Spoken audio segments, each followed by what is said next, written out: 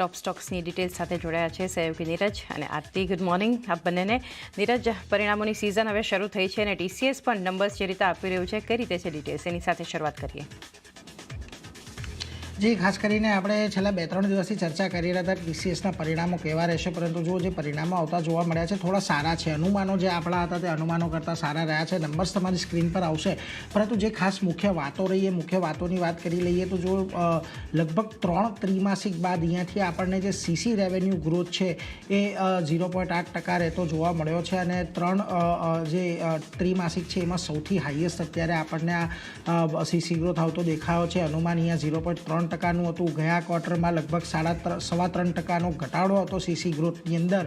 તેની સામે આપણને CC ગ્રોથ એક મજબૂત રહેતો દેખાઈ રહ્યો છે. ખાસ કરીને આ વખતે એમણે જે જાહેરાત કરી હતી કે અમુક કર્મચારીઓને તેઓ કાઢવાના છે અને તેમને જે પૈસા આપવાના છે એના માટે રિસ્ટ્રક્ચરિંગ માટે 1135 કરોડ રૂપિયા એમણે રિઝર્વ કર્યા હતા અને એની લઈને ખાસ કરીને થોડી અસર અહીંયાથી નફા પર આવતી આપણને જોવા મળી છે અને નફો આપણને થોડો ઘણો ઘટતો દેખાયો છે. આ બધાની વચ્ચે જે કુલ કોન્ટ્રાક્ટ વિન છે તે પણ અહીંયાથી $10 બિલિયન પર આપણને રહેતી જોવા મળી છે, જે ગયા ક્વાર્ટરની અંદર લગભગ $9 બિલિયનની આજુબાજુ હતી. એટલે એના પર એક ફોકસ ખાસ કરીને રાખવાનું. પરંતુ સૌથી મહત્ત્વની વાત કે અહીંયાથી તેમણે જે હવે ઇન્ટેન્ટ દર્શાવ્યો છે AIની અંદર રોકાણ કરવાનો, કારણ કે ઘણા બધા આપણે ક્રિટિસિઝમ જોયા હતા ઇન્ડિયન IT કંપનીઓને લઈને કે જ્યારે એક બાદ એક અહીંયાથી આપણને જ્યારે TCSએ છટણીની જાહેરાત કરી હતી કે અત્યાર સુધી તેમણે AIની અંદર કોઈ રોકાણ નથી કર્યું, ડિવિડન્ડો આપ્યા છે, બાયબેકો આપ્યા છે, પરંતુ એમણે ખાસ કરીને કોઈ રોકાણ AI માટે નથી કર્યું. તો હવે એ ચર્ચાનો અંત અહીંયાથી આવી રહ્યો છે, કારણ કે એમણે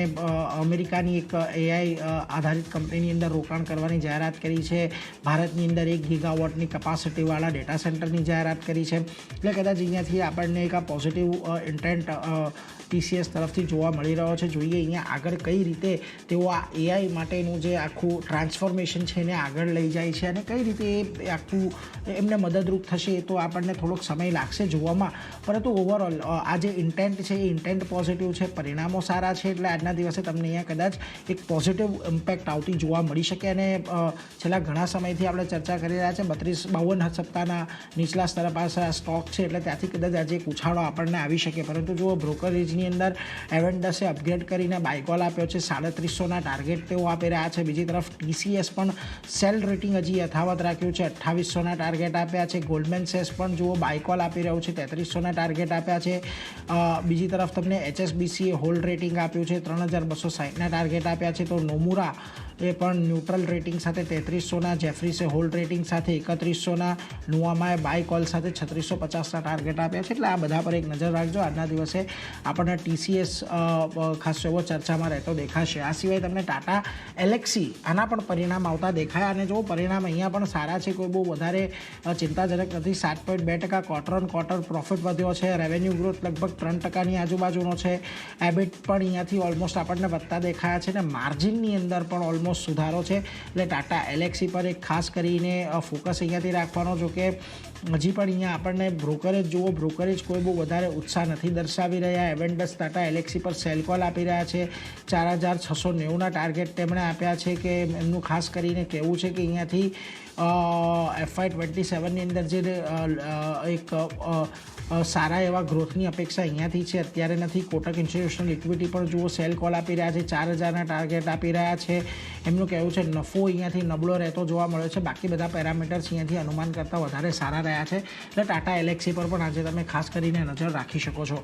પરંતુ આ સિવાય આગળ વધ્યા અને અન્ય બધા સમાચારો પર નજર કરીએ તો જુઓ M&Mના આપણને સપ્ટેમ્બર અપડેટ આવતા દેખાયા. કુલ વેચાણ 14% વધ્યું છે, એક્સપોર્ટ 44% વધ્યું છે, ઉત્પાદનની અંદર પણ 25%નો વધારો છે. સપ્ટેમ્બર મહિનો ઓવરઓલ એક સારો રહેતો જોવા મળ્યો છે અને આ તૈયારી કરતી હોય છે કંપનીઓ રિઝલ્ટ સિઝન તહેવારોની સિઝન પહેલાં, એટલે એની એક ઇમ્પેક્ટ તમને આજે કદાચ એક સેન્ટિમેન્ટલ આવતી જોવા મળે. પરંતુ આજે ઓટો ક્ષેત્રની અંદર તમારે જો કોઈ કંપનીને ધ્યાનમાં રાખવાની છે તો ટાટા મોટર્સ પર ધ્યાન રાખજો, કારણ કે એમણે એક રિસ્ટ્રક્ચરિંગની થોડા સમય પહેલાં જાહેરાત કરી હતી, જેમાંથી તેઓ ખાસ કરીને એમનો CV બિઝનેસ અને પેસેન્જર વેહિકલનો બિઝનેસ છે બંને અલગ કરવાની વાત કરી રહ્યા હતા. હવે NCLT પાસેથી આ રિસ્ટ્રક્ચરિંગની તેમને મંજૂરી મળી ગઈ છે. 1 ઓક્ટોબરથી આ રિસ્ટ્રક્ચરિંગની સ્કીમ અમલમાં આવી ગઈ છે અને ખાસ કરીને ટાટા મોટર્સના એક શેર પર બે રૂપિયાના ફેસ વેલ્યુવાળો એક જે એમની સીવી વ્હીકલનો બિઝનેસ છે TML સીવી એનો એક શેર અહીંયાથી મળતો દેખાશે. 14 ઓક્ટોબર 2025ની રેકોર્ડ ડેટ છે એટલે એના પર એક ખાસ અહીંયાથી ધ્યાન રાખવાનું છે. એટલે ટાટા મોટર્સ પેસેન્જર વ્હીકલ અને સીવી વ્હીકલ જે અલગ કરવાનું હતું બિઝનેસ તેના માટે 14 ઓક્ટોબરની રેકોર્ડ ડેટ અહીંયાથી આપણે ખાસ કરીને ધ્યાનમાં રાખવાની છે. બીજી તરફ નેટકો ફાર્મા પર નજર રાખજો. દિલ્હી HCA સ્વિસ ફાર્મા કંપનીની અપીલ ફગાવી છે. કંપનીએ જેનેરિક રિસિલિલ પાલ્મ લોન્ચ કરવા માટેનો માર્ગ અહીંયાથી મોકળો થઈ ગયો છે અને એની કિંમત ભારતની અંદર લગભગ 15,900 પ્રતિ બોટલની રહેશે. આ દવા પર અસ્થાયી પ્રતિબંધ માટે ખાસ કરીને અપીલ કરી હતી અને રોશે ભારત પાસે આ જે દવા છે એના પેટન્ટ આપ્યા હતા. જોકે 2035 સુધી માન્ય હોવાનો દાવો કર્યો હતો પરંતુ એ દાવો ફગાવ્યો છે અને નેટકો ફાર્માને અહીંયાથી આપણને એક રાહત મળતી દેખાય છે એટલે એના પર એક ખાસ ધ્યાન રાખતા રહીશું. બીજી તરફ લાઈફ ઇન્સ્યોરન્સ કંપનીઓના ડેટા આવ્યા છે એના પર એક ખાસ નજર અહીંયાથી તમારે રાખવાની.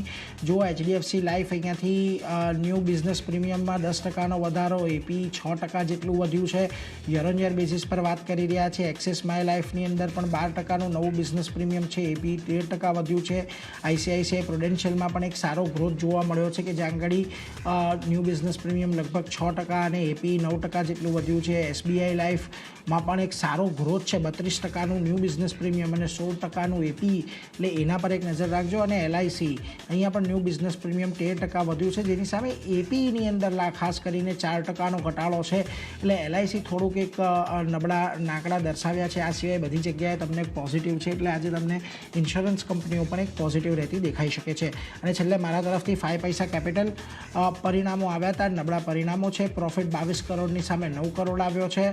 રેવન્યુ પણ 35 કરોડ હતી, ઘટીને 34.6 કરોડ આવી છે. બંને નબળા આંકડા એટલે આજે અહીંયા તમને કદાચ વેચવાલી હાવી થતી જોવા મળી શકે છે. તો આ બધા કાઉન્ટર છે. TCSનું પરિણામ પર કેવી રિએક્શન આવે છે એના પર તો આજે નજર ખાસ કરીને રાખવાની જ છે પરંતુ આ નેટકો ફાર્મા લાઈફ ઇન્સ્યોરન્સ કંપનીઓ પણ આજે શું એક્શન આવે છે એના પર પણ નજર રાખીશું. આરતી, તમારી પાસે પણ ઘણા બધા સ્ટોક્સ, ક્યાં આજે નજર ખાસ? જેને પણ ઘણા બધા કાઉન્ટર છે. શરૂઆત આપણે NTPC ગ્રીન એનર્જી સાથે કરીએ તો જુઓ અહીંયા જે રીતે મહેસાણા ખાતે વાઇબ્રન્ટ ગુજરાત રિજનલ કોન્ફરન્સ ચાલી રહી છે એ દરમિયાન કંપની દ્વારા કરાર કરવામાં આવ્યા છે. NTPC રિન્યુએબલ એનર્જીએ ગુજરાત સરકાર સાથે MOU કર્યા છે અને 15 ગીગાવોટ રિન્યુએબલ પ્રોજેક્ટ ડેવલપ કરવા માટે આ MOU કરવામાં આવ્યા છે. તો ખાસ એક ધ્યાન આજે NTPC ગ્રીન એનર્જી પર પણ રાખવાનું રહેશે. NTPC પર પણ ફોકસ રહેવાનું છે. અહીંયા પણ કંપની દ્વારા ગુજરાત સરકાર સાથે MOU કરવાના સમાચાર આવી રહ્યા છે જ્યાં પરંપરાગત અને બિનપરંપરાગત ઉર્જા ક્ષેત્રોમાં વધુ તકો માટેના આ MOU જે છે ત્યાંથી કરવામાં આવ્યા છે. તો ખાસ એક ધ્યાન NTPC ગ્રીન એનર્જી બંને પર રાખવાનું રહેશે. નેક્સ્ટ કાઉન્ટર GMDCનું છે. અહીંયા ઉત્પાદન વધારવાની યોજના કંપની તરફથી આવતી દેખાઈ રહી છે.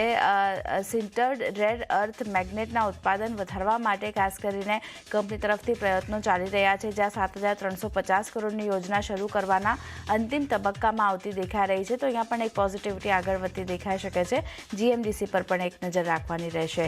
નેક્સ્ટ કાઉન્ટર જે છે તે એફકોન્સ ઇન્ફ્રાનું છે. ઓર્ડર મળવાના પોઝિટિવ સમાચાર આવી રહ્યા છે. સિવિલ અને અલાઇડ ઇન્ફ્રાસ્ટ્રક્ચર વર્ક માટેનો ઓર્ડર કંપનીને મળતો દેખાઈ રહ્યો છે. લગભગ 576 કરોડનો ઓર્ડર મળ્યો છે અહીંયા, એટલે અહીંયા પણ એક પોઝિટિવિટી આગળ વધતી દેખાઈ શકે છે.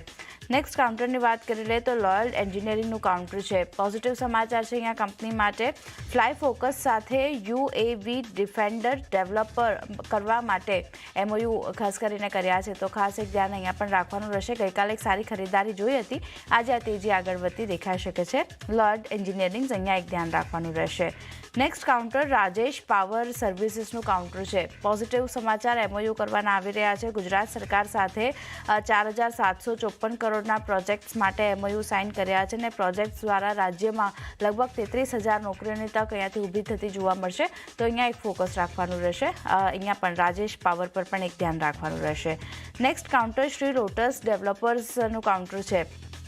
બોર્ડ તરફથી મંજૂરી મળવાના પોઝિટિવ સમાચાર આવી રહ્યા છે. બોર્ડે 5 સંપૂર્ણ માલિકીની પેટા કંપનીઓની રચના કરવા માટેની મંજૂરી આપી છે અને દરેક બિઝનેસ વિસ્તરણ માટે 100 કરોડ સુધીના રોકાણની યોજના કંપની તરફથી બનતી દેખાઈ રહી છે. તો અહીંયા પણ એક ખાસ ધ્યાન રાખવાનું રહેશે. લોટસ ડેવલપર્સ એન્ડ રિયલ્ટી અહીંયા એક નજર રાખવાની રહેશે. નેક્સ્ટ કાઉન્ટર રિટેલનું છે. પોઝિટિવ સમાચાર છે. કર્ણાટક સરકાર પાસેથી LOI મળ્યો છે. કંપનીને લગભગ 18 કરોડનો LOI અહીંયાથી મળતો દેખાઈ રહ્યો છે એટલે રિટેલનું કાઉન્ટર એક ધ્યાન રાખવાનું રહેશે. નેક્સ્ટ કાઉન્ટર એપટેકનું કાઉન્ટર છે. ઓર્ડર મળવાના સમાચાર આવી રહ્યા છે. રાજ્ય સરકાર પાસેથી 24.77 કરોડના વર્ક ઓર્ડર કંપનીને મળ્યા છે, જેમાં કમ્પ્યુટર આધારિત પરીક્ષાઓ યોજવા માટેના ઓર્ડર જે છે તે અહીંયાથી મળ્યા છે. તો એક ધ્યાન અહીંયા પણ રાખવાનું રહેશે. અને છેલ્લે સુબોક્સની વાત કરી લઈએ તો અહીંયા જુઓ કરાર કરવાના પોઝિટિવ સમાચાર આવતા દેખાયા છે, જ્યાં ડચની અગ્રણી ટેલિકોમ ઓપરેટર સાથે કરાર કર્યા છે. લગભગ 54.95 કરોડના આ કરાર 6 વર્ષ માટે કરવામાં આવ્યા છે. MVNO બિલિંગ અને હોલસેલ પાર્ટનર સેટલમેન્ટ પ્લેટફોર્મ પહોંચાડવા માટેના કરાર છે. સાથે જ 99% SLA કમ્પ્લાયન્સ લક્ષ્ય સાથે કંપનીના UK ડેટા સેન્ટરની જો વાત કરી લે તો એમાંથી એન્ડ ટુ એન્ડ મેનેજડ સેવાઓનો સમાવેશ પણ અહીંયાથી કરવામાં આવ્યો છે. તો ખાસ એક સુબોક્સના કાઉન્ટર પર પણ એક ધ્યાન રાખવાનું રહેશે. તો ચાંદની ઘણા બધા કાઉન્ટર છે જે નીરજે જણાવ્યા, મેં જણાવ્યા, બધા આજે ફોકસમાં રહેશે. જી હા, બધા સ્ટોક્સ પર આજે આપણે ફોકસ રાખીશું. નીરજ અને આરતી, આપ બંનેનો આભાર અમારી સાથે જોડાઈ ટોપ સ્ટોક શેર કર્યા.